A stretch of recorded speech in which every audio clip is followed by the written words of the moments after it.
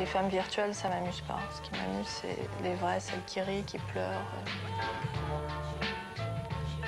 Elle a la tête dans les étoiles, mais elle est quand même sur la terre. Moi, ce qui m'intéresse, c'est qu'à un moment donné, les vêtements soient quand même toujours modernes. Bienvenue dans le monde féerique de Stanisłasia Klein. Loin du porno chic et du clinquant choc, la créatrice de Stella Cadent revendique un peu de poésie dans ce monde de pub.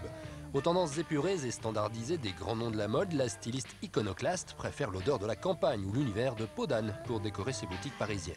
Une petite fille sommeille toujours chez Stanisłasia qui déteste et se déleste de toute considération de marque.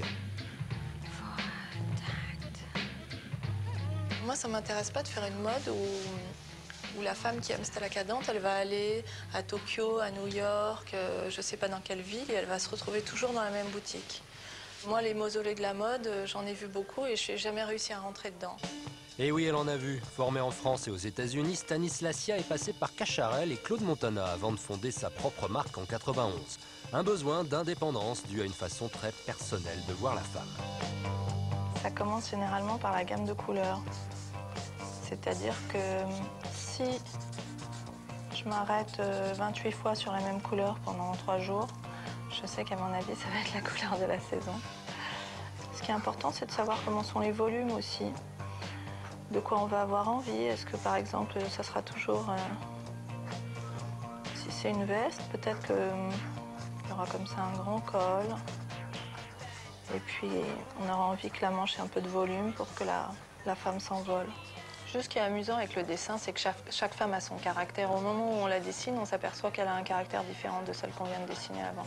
C'est toujours la même, mais bon, celle-là, par exemple, elle est assez prétentieuse, alors elle a des lunettes de soleil parce qu'elle pense que sinon on va la reconnaître.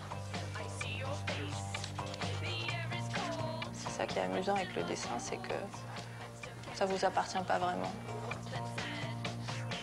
Pour les vêtements, comme pour les bijoux ou l'art de la table, le style Stella, c'est aussi la qualité au service de la femme, des matières nobles et originales. En fait, cette matière, c'est pas du tout fait pour faire des robes de filles, normalement. C'est un tissu qui est utilisé pour faire des cravates. Et puis c'est amusant comme ça aussi de faire toujours ces mélanges contre nature, d'avoir du fuchsia et du turquoise sur du rouge, ça fait mal aux yeux. Et cet esprit du mal aux yeux donne beaucoup d'énergie, je trouve, à la matière. J'adore quand même la fourrure, la peau, mais qu'on ait l'impression que c'est presque comme un vêtement de clocharde à l'extérieur et que le luxe et l'humour arrivent de l'intérieur. Comme je travaille sur Annabelle, qui est une femme normale, j'ai pas de problème de disproportion entre les jambes, le buste, etc. Parce qu'en fait, il faut savoir que les mannequins traditionnels, entre guillemets, sont des fort belles filles, mais elles sont tout à fait disproportionnées. La magie du cirque, Alice au pays des merveilles ou les danses de Stanisłasia, chaque collection a son histoire et bien sûr des mannequins hors normes.